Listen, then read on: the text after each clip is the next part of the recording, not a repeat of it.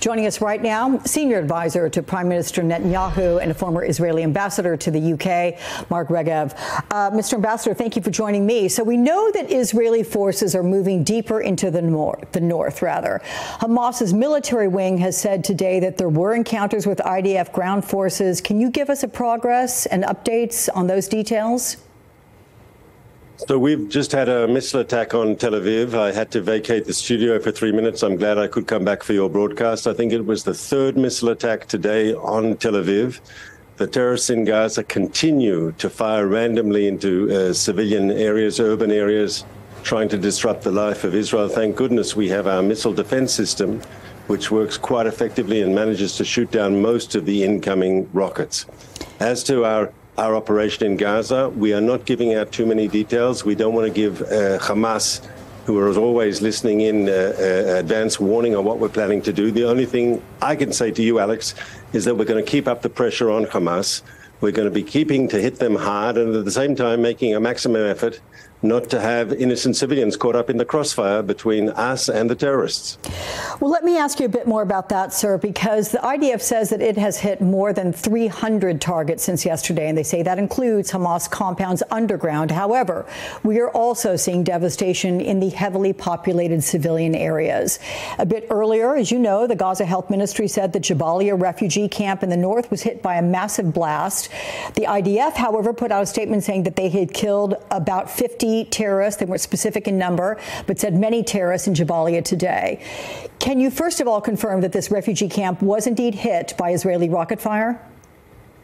I can tell you we're hitting Hamas targets across northern Gaza.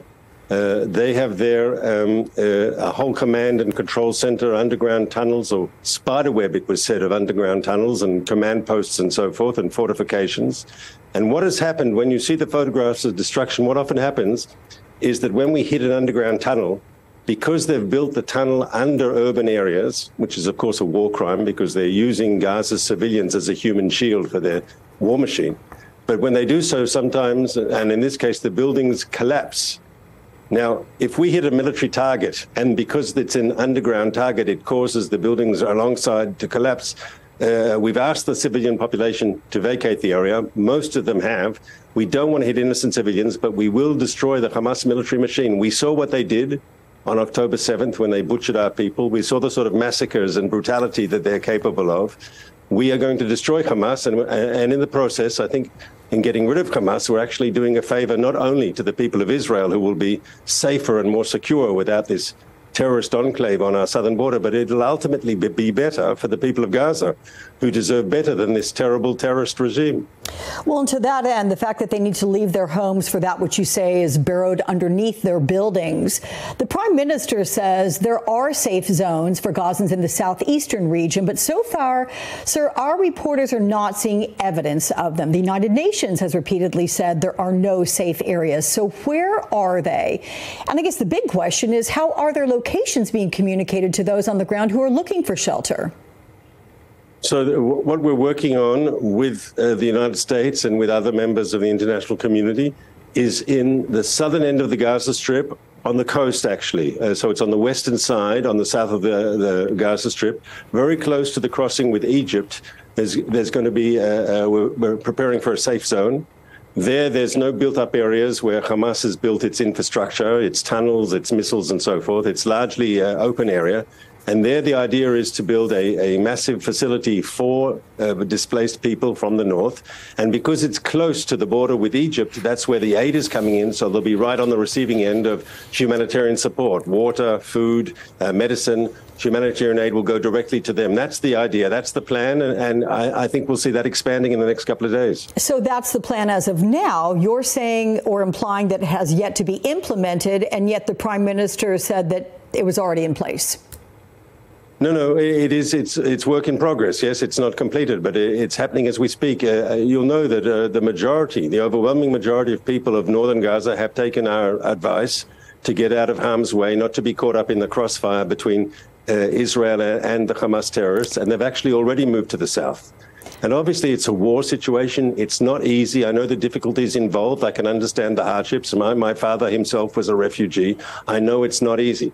But surely it's preferable to move out of a war zone than to stay in a war zone. What sensible person stays in a war zone? You move out. And so we're encouraging people to do so, and they have voted with their feet. The major problem we have is Hamas has put up obstacles. There are documented cases of Hamas establishing roadblocks to prevent people from evacuating, because Hamas is telling the Gazan civilian population, you have to sacrifice yourself for our cause. You have to become martyrs to our jihad, so to speak. And in doing so, they're showing the whole world what they think of Gaza's, the weight they attach to the lives of Gaza's civilians. We know they are very brutal towards Israelis. That's been documented in the terrible massacre of October 7th. But that they are brutal towards their own people, that some people don't know, but they should. They don't care a hoot about the civilian population of Gaza, other than that they are a human shield for their military machine. In normal countries like the United States and Israel, the job of the military is to protect the public. Hamas inverts that. The job of the public is to protect their terrorist military machine, and that's the truth. All right. I'm told to wrap it just very quickly. How many safe zones have been established or in the process at this time? We're talking about one large zone there on the western edge of the southern Gaza Strip near the coast. So theoretically, they can be supplied by humanitarian aid, not only from the south, from the crossing with Egypt, but also from the sea. All right. And we're also talking about evacuating people who needed to be evacuated to hospitals, either sea hospitals or in Egypt, and building field hospitals there, MASH-type hospitals for the people who need it. There's going to be a major international effort, I believe, to help establish this so that people who, while this fight is going on, they can find relative safety out of the combat zones. I've actually been given a little more time to ask a question that we deem to be pretty important, because when it comes to lessening the civilian death toll in Gaza, I do want your thoughts on some new reporting saying that an Israeli government ministry, albeit a junior one, has drafted a wartime proposal to transfer the Gaza Strip's 2.3 million people to Egypt's Sinai Peninsula. Now, the Prime Minister's office has downplayed that, saying it's a hypothetical exercise. It's something of a concept paper. But why draft it? Because this reporting would suggest it could deepen long-standing fears that Israel is trying to turn Gaza into now Egypt's problem. Let's be clear. Israel has no intention to stay in the Gaza Strip more than we need to. Our mission is only to get rid of the terrorists who butchered our people and to free Gaza from this terrible Hamas regime. We are thinking 2, 3, 4 steps ahead. And in the framework of thinking what will happen after Hamas is defeated and so forth, we're looking at different concepts. There are all sorts of ideas that come up. People write papers. But as my Prime Minister said, that paper is not government policy. It's a conceptual paper of an idea of the person who wrote it. It hasn't been accepted by the Israeli government. It won't be accepted by the Israeli government. But it's job to people, like in your government, it's the job of officials to think, to come out with ideas. You want people sometimes to think outside the box. But this is definitely thinking outside the box. It's not going to be accepted by the Israeli government. All right, Mark Regev, thank you very much for the comprehensive conversation. Coming up.